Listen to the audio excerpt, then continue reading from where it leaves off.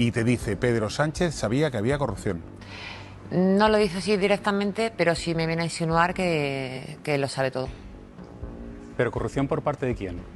Es decir, Pedro Sánchez sabía que había corrupción, ¿sabía quién protagonizaba esa corrupción? ¿Sabía nombres? Sabía que Koldo estaba siendo investigado y José Luis Ábalos también. Vamos, que lo sabía todo, ¿vale? Era Claudia Montes, una de las personas a las que enchufaron el otro día en Código 10, en 4, en uno de los programas, y en una entrevista en exclusiva dijo que Pedro Sánchez estaba al corriente de todo. ¿Es la única fuente que considera que Pedro Sánchez estaba al corriente de todo? Sí, y un chorizo, miren. No es llamativo que le quieran tener también cuidadito. Y además que Sánchez ya lo sabía todo, que le gusta mucho a José Luis decir que no, claro que lo sabe. Lo sabe y lo sé yo porque vino de Moncloa y me lo contó. Está bien, tanto mentir también todo el mundo. Vale, esta es la última pareja, iba a decir estable, no sé si esta palabra es muy compatible con José Luis Ábalos, pero bueno, estuvo 4 años, no sabemos si continuos, fijos, discontinuos, no tengo ni idea, pero bueno, la cuestión, que estuvo 4 años de pareja y estuvo presente en una de las visitas de, Santos Cerdán, a su casa. Santos Cerdán no sabía que estaba allí, esta persona, Andrea de la Torre, y Andrea de la Torre en un momento dado decide salir y decir: oye, tenéis una cara como un piano de grande, un piano de cola, porque Pedro Sánchez está al corriente de todo, le estáis echando las culpas a Ábalos, repito, o sea, que nadie interprete ni medio atisbo de rebajar la culpabilidad de Ábalos. Lo que yo no quiero es que se centre, que esta es una de las estrategias del gobierno del PSOE, esto en Ábalos, Ábalos, Ábalos, toda la culpa era de Ábalos, porque toda la información que estamos recibiendo es que Ábalos, claro que estaba en la trama, hasta el cuello, pero es que había otros, como Santos Cerdán, que estaban hasta el cuello y por encima de él. Y había otro número 1 que era imposible que no estuviera, básicamente, y ese es el objetivo, que si tiene que ir la trama para adelante, vaya entera, no a trocitos y a los trocitos que quiera Pedro Sánchez. Sandra León, bienvenida. ¿Qué tal? ¿Cómo que estamos? Tú ya estabas, Miguel Ángel Pérez. Os pregunto, ¿os creéis que Pedro Sánchez estaba al corriente de todo o os creéis que era un ser de luz que deambulaba de esquina en esquina como Casper y no se enteraba de nada? Ser de luz y Sánchez, no sé si son compatibles, ¿no? En todo caso sería ser de impuesto a la luz. Sí, eso es. Yo creo que es evidente que Sánchez sabía todo, que estaba al tanto de todo. Es verdad que tanto Claudia como Andrea lo han dejado claro esta semana, pero es que el propio José Luis Ábalos ha confirmado que en septiembre de 2023 Pedro Sánchez le informó de que Koldo estaba siendo investigado. Con lo cual, bueno, pues yo creo que es evidente. Septiembre de 2023, para que ustedes lo contextualicen. Unos meses antes le detuvieron en febrero de 2024. Sí. Entonces, unos cuantos meses antes y por lo tanto cuando no debía saber nada Pedro Sánchez, porque claro, ahora que acabamos de descubrir que eran amiguis del presidente de la Audiencia Nacional, pues ya apaga y vámonos. Pero veis, todo esto al final lo que hace es eso, completar ese puzzle que yo siempre digo, que aquí hay muchas ramificaciones, hay mucha gente que está en la partida, pero luego al final todo encaja y pues eso, tenemos ahora la noticia del presidente de la Audiencia Nacional que es amigo, que le va pasando información y tenemos, bueno, pues todos estos datos, que Pedro Sánchez, unos meses antes de que Koldo fuera detenido, ya le dice a José Luis Ábalos, oye, que le están investigando. Esto es evidente que el presidente del gobierno lo sabía todo. A ver, pregunta del millón, Miguel Ángel Pérez. Ya hemos hablado de que después de entrar en prisión con ese escrito por parte del magistrado instructor del Supremo Leopoldo Puente, después de entrar en prisión en Soto del Real Santos Cerdán, ya hemos hablado de que el siguiente o la siguiente fase, porque lo considera un poco menos que una antesala, sería ir directamente por la financiación ilegal de todo el Partido Socialista como persona jurídica. Pero quiero que te centres en Ábalos. ¿Podemos estar en la semana no del Corte Inglés, sino en la semana de Ábalos? ¿En qué sentido, Carlos? En el que más puede temer Ábalos. Efectivamente, en el de a dónde va Ábalos. ¿Puede haber una citación para que tenga que declarar de nuevo José Luis Ábalos en base a la testifical, al testimonio que ha dado Santos Cerdán, y en base a eso se podría acabar dictando Ábalos también vas para adentro? Bueno, yo creo que ahora mismo, Carlos, estamos en una fase que no se puede descartar absolutamente nada antes del mes de agosto, porque es verdad que el factor Santos Cerdán, incluso en los propios investigadores, les supone una variante que no saben por dónde va a ir, porque claro, el hecho de que Santos Cerdán haya sido encarcelado puede suponer que el propio Santos Cerdán cante o que motive que Ábalos o Koldo García canten. Es verdad que tras la última declaración, pues inicialmente ni la Fiscalía Anticorrupción ni el juez Leopoldo Puente consideraron que había suficientes indicios de riesgo para que Ábalos y Koldo entraran en prisión. No sabremos si puede cambiar esto, si en las próximas semanas pueden conocerse nuevas informaciones que puedan justificar una nueva citación del propio Ábalos y Koldo y que entonces ahí se pueda acordar la prisión provisional. Y por supuesto también hay que dejar claro una cosa, aquí desde que estalló la trama Koldo, el gobierno del Partido Socialista han ido estableciendo una serie de cortafuegos. Primero, el primer cortafuegos, todo se hablaba de Aldama, luego pasamos a Koldo, que lo pasearon por distintas televisiones para que el pobre hombre hiciera el más absoluto ridículo diciendo chorradas. Luego ya se puso el foco en Ábalos. Y ahora mismo ya el último cortafuegos antes del número 1 es Santos Cerdán. Santos Cerdán ha sido señalado por el Tribunal Supremo como el jefe de la trama hasta ahora, porque claro, todavía no se puede descartar que sea el jefe, y desde luego es el último cortafuegos antes de llegar a Sánchez. Si son cortafuegos, efectivamente significa que la cabeza es el número 1, evidentemente. Exactamente. Y eso no te pregunto ya por tiempos, no te pregunto si se puede dar ahora o tal. ¿En el ámbito judicial se sigue oteando o se está oteando la posibilidad de acabar imputando a Pedro Sánchez? Yo creo que ahora mismo la llave pasa por que puedan cantar alguno de los tres personajes principales. Ahora mismo todavía no hay una conexión directa con Pedro Sánchez, por eso obviamente no se ha hecho ninguna indagación al respecto, pero todo pasa porque Santos Cerdán, Koldo o Ábalos de verdad decidan cantar la Traviata, porque yo creo que ellos son los que tienen la llave hasta la imputación a Pedro Sánchez. Sandra, quiero que veamos lo que decía en diciembre del año pasado Ábalos, porque es verdad que ha ido cambiando el testimonio, lo digo porque esto es importantísimo. Lo que pasa es que, a ver cuál es el planteamiento de Leopoldo Puente, el magistrado instructor del Supremo, y sobre todo de un tal Alejandro Luzón, fiscal jefe anticorrupción, que por cierto le han ido animando, porque claro, entre las informaciones que hemos ido publicando todos, simplemente le habían montado una cloaca para montarle denuncias falsas y hundirlo personalmente, con lo cual me imagino que tiene que estar motivado para esto. Pero bueno, vamos a ver lo que decía Ábalos antes y cómo ha ido modulando. Lo digo porque en base a su evolución, lo mismo tienen que acabar decidiendo si se convierte en vecino, ¿vale? Y no sería de casa, en Soto del Real, de un tal Santos Cerdán. No se amañó absolutamente nada. Absolutamente nada. Y no es cuestión mía al demostrarlo. La justicia se puede encargar de ello. El Ministerio de Transportes observo que ha facilitado los documentos. Esto era en diciembre, ¿eh? Es que no ha pasado tanto tiempo. No ha pasado nada y lo que ha evolucionado. Atención, sobre las comisiones.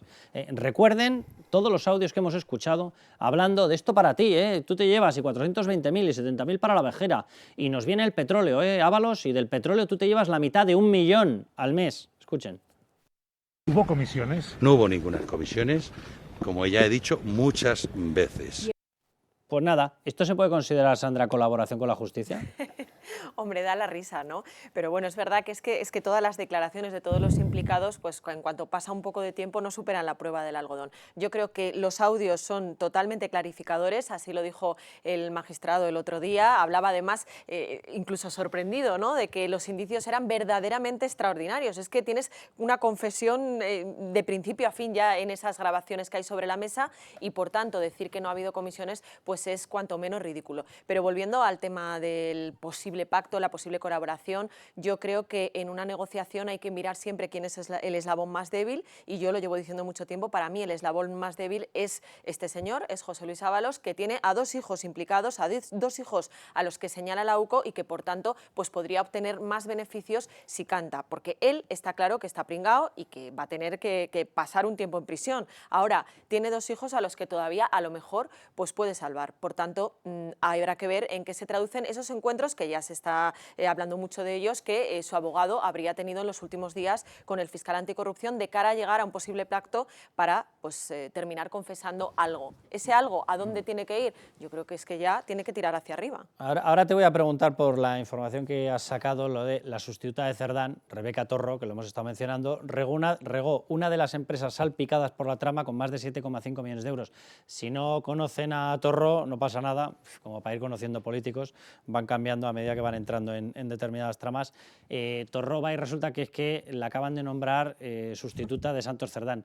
En esta afición que tiene Pedro Sánchez de ir nombrando a todos los que están manchados, bien, pues por lo visto debe ser la nueva estrella de esto de las manchas.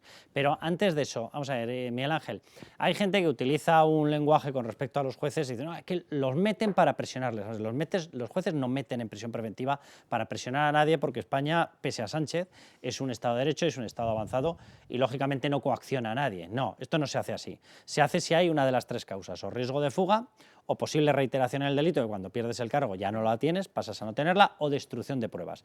Pero te lo pregunto, teniendo en cuenta que han aparecido pruebas nuevas, unas de Koldo, porque ha incorporado unos audios, ergo no tendrían, el juez o el fiscal anticorrupción no tendrían por qué deducir que no tiene guardadas más pruebas. Y si tienes guardadas más pruebas porque las has tenido durante año y medio, si las tienes, las puedes destruir. Por tanto, hay riesgo de destrucción de prueba.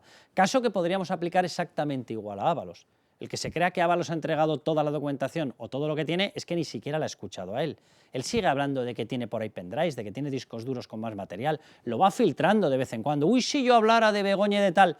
¿Vale? Entonces tienes posibilidad de obstrucción a la justicia y de destrucción de pruebas. Eso podría ser una argumentación para que, en vez de haber uno en el juego, en el dilema del prisionero, pase a haber tres, que tengamos a Santos Cerdán, a Koldo y a Ábalos, porque entonces la presión sería brutal. A ver, yo creo que aquí hay algo que se nos escapa porque ha habido un cambio, ¿no?, total de la declaración de Ábalos y Koldo a la declaración de Santos Cerdán, porque el fiscal jefe anticorrupción decide pedir prisión sin fianza para Santos Cerdán y, sin embargo, no la pidió para Koldo y Ábalos, porque es verdad que si te pones a analizar, dice, posible destrucción de pruebas, pues estoy de acuerdo contigo, tanto Ábalos como Koldo han estado filtrando a según qué medios de comunicación que podrían esconder mensajes, WhatsApp, grabaciones, claro, etcétera, e incluso el propio Ábalos, cuando fueron a registrar a su casa, el famoso incidente del pendrive que le da a su amiga o lo que sea para que lo esconda y se lo lleve, es decir, o sea, Ábalos no está colaborando especialmente con la justicia, entonces sí que es llamativo que para Koldo y Ábalos no se haya pedido prisión provisional por parte de la Fiscalía Anticorrupción y que una semana después sí se solicite para Santos Cerdán, o sea que veremos si de verdad hay nueva citación de Ábalos y Koldo y si el criterio del fiscal jefe anticorrupción lo mantiene como con Santos Cerdán o sigue pensando que no hay posibilidad de destrucción de pruebas por parte de ellos. Bien, déjeme que les muestre este extracto, obviamente, Unidad Central Operativa UCO, Delincuencia Económica, que ya está incorporado al sumario y que forma parte del último informe de la UCO sobre Santos Cerdán. Lo digo porque José Luis Ábalos se ha molestado mucho por algunas informaciones que hemos dado, que si no hay trama colombiana, que si no sé qué ha salido falso. Hombre, yo en un duelo de credibilidad, señor Ábalos, me da que lo tiene perdido, pero vamos, como a 500 millones de cuerpos. Pero, como me gusta enseñar las cosas, extracto del audio 6, ¿vale? Koldo García Izaguirre hablando con Santos Cerdán, ¿vale? Y están discutiendo porque Koldo dice que tenía poco dinero, que le daban poco dinero a Ábalos. Bien, bueno, nuestro dire, secretario general, como digo yo, me parece muy bien, pero no ha cogido nada, ni de su hijo, ni del otro, ni del otro. Pues cómo se fundía el dinero, ¿verdad? Ya vamos sabiendo cómo. Es decir, nada, y te lo digo de verdad, Y de pronto dice, le ha pedido el favor a su hijo y a través de una empresa de Colombia le están dando 1.000 pavos al mes. La propia UCO a esto lo llama nómina, ¿vale? Repito, le ha pedido el favor a su hijo y a través de una empresa de Colombia le están dando 1.000 pavos al mes. Señor Ábalos, si quiere se lo repito otra vez, ¿vale? Aparece en documento oficial de la UCO. Pues sí, efectivamente hay una estructura, sí, de Colombia, sí, de pago de 1.000 pavos al mes. Esto, que yo sé por qué se ha puesto nervioso, y es por el tema de este bloque. Se ha puesto nervioso porque si tienes estructura internacional, el riesgo de fuga se activa. Y yo he mencionado antes las tres causas para meter en prisión preventiva, ¿verdad? Una es la de destrucción de pruebas, ¿vale? Otra es la de riesgo de fuga. Si tienes, repito, una empresa de Colombia que te paga 1.000 pavos al mes, tienes una empresa que te paga 1.000 pavos al mes y está en Colombia, ¿vale? Yo sé por qué se ha puesto nervioso, pero entonces dejemos ya de mentir y de hacer el ridículo, ¿vale? Porque los documentos están para enseñarlos y para verlos. Y cuéntanos lo último de Torró, este nuevo calienta que sales. Espera que voy, que yo sí que soy limpia, que voy a jugar de cabeza. Bueno, ¡hala! Y va, resulta que viene con todos los contratos de Levantina. Dios bendito. Es que es ridículo ya, de verdad no sé a dónde vamos a llegar, porque es que nombran sustituta de Cerdán este viernes por la mañana a Rebeca Torró, nos dan un poco su currículum, tal, y claro, uno empieza a rascar, pero es que no han pasado yo creo que ni 3 minutos desde que la han nombrado. Y claro, a la primera de cambio ves que esta señora había sido consejera de Obras Públicas en la Comunidad Valenciana entre el año 2022 y el año 2023, y cuando tú te vas a la plataforma de contratación pública y metes el nombre de una de las empresas salpicadas por la trama, la de José Ruz, Levantina Ingeniería y Construcción, y empiezas a ver la lista de contratos que les ha dado esta señora como consejera de la Comunidad Valenciana. Hay al menos 4 contratos, 3 de ellos adjudicados directamente durante su breve mandato candidato, por cierto, porque estuvo un año y pico en la consejería, y otro que es el más jugoso, de más de 5 millones, que es verdad que se adjudicó justo antes de que ella llegara, pero que ya es con ella como consejera cuando se formaliza. Son, como digo, 4 obras que en total superan... Sí, pero si tenía sospechas, cosa que parece bastante No, obvio, lo con tiro haberte para negado, adelante. claro, lo paro y se acabó. Tiro para adelante, más de 7 millones y medio de euros, y ojo porque además se repiten muchas cosas que ya hemos visto en esta trama, ya no somos nuevos, pues qué casualidad que consigue la obra en la fase subjetiva, qué casualidad que va en UTE con otra empresita, qué casualidad que hay fondos europeos de por medio, en fin, que todo se repite. Bueno, vámonos a coger un poquito de oxígeno con Banca Mar, venga. Banca Mar, nuestra solvencia, su tranquilidad. Patrocina este espacio. Bueno, pues vámonos ya, vamos a coger un poquito de oxígeno con Banca Mar, el banco más solvente de España, importantísimo. Bien, hoy vamos a hablar de la gestión de los ahorros y por eso tenemos con nosotros a Luis Ruiz, director de la Unidad de Marketing Global y Experiencia Cliente de Banca Mar. Bueno, en los últimos años hemos asistido a un escenario de transformación digital. ¿Qué alternativa han dado desde Banca Mar a aquellos clientes con un perfil más digital? Hola Carlos, efectivamente, en 2022 Banca Mar fue la primera entidad que digitalizó su modelo de banca privada. ¿Y cómo lo hizo? ¿Y por qué? Pues en primer lugar construyó una plataforma digital que está a la vanguardia en tecnología de asesoramiento. ¿Y por qué lo hizo? Pues porque hay una nueva generación de ahorradores e inversores que demandan más autonomía y agilidad en su inversión. Pero todo ello lo hicimos sin perder la esencia de Banca Mar, que es el asesoramiento experto y personalizado. En definitiva, Carlos, a través de Avantio, que es esta plataforma de inversión digital, permite que un ahorrador o un inversor acceda de forma ágil, rápida y autónoma a sus inversiones, pero siempre que lo necesite tendrá a su lado un gestor personal remoto para ayudarle en todo lo que precise. Luis, y ante un momento de inestabilidad como el que estamos viviendo, ¿qué alternativa tendrían en Avantio para aquellos ahorradores que no quieren asumir riesgo? Pues dentro de esta amplia gama de productos y servicios, en Avantio, por poner un ejemplo, contamos con el depósito flexible a 6 meses, con una rentabilidad del 2,11% TAE, que para que lo entienda cualquier ahorrador. Si invierte 100.000 euros en este depósito, al cabo de los 6 meses obtendría 1.050 euros brutos. Pero además de la rentabilidad, se une que este depósito tiene total liquidez, es decir, el ahorrador lo puede recuperar antes del vencimiento y si lo recupera antes del vencimiento tendría una rentabilidad del 1,51.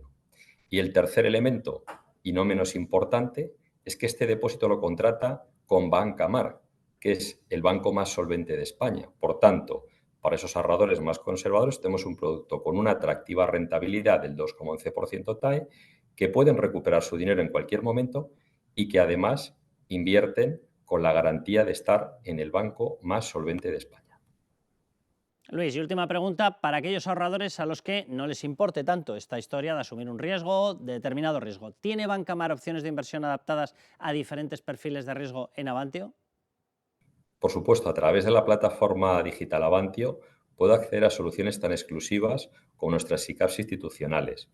En estos productos, el cliente está invirtiendo donde invierten nuestros accionistas. Por tanto, está coinvirtiendo con nosotros y es un ejemplo de producto exclusivo que puede acceder a través de esa plataforma. Y por poner otro ejemplo, nuestras carteras de gestión discrecional. Son carteras delegadas de fondos donde el cliente nos delega la gestión. De esta forma, nuestros especialistas seleccionan los mejores fondos de las mejores gestoras nacionales e internacionales y adaptamos qué cartera coincide con cada uno de los perfiles de riesgo del cliente para ajustarse a sus necesidades y sus objetivos de inversión, desde la cartera defensiva, conservadora, equilibrada o carteras con mayor porcentaje de renta variable.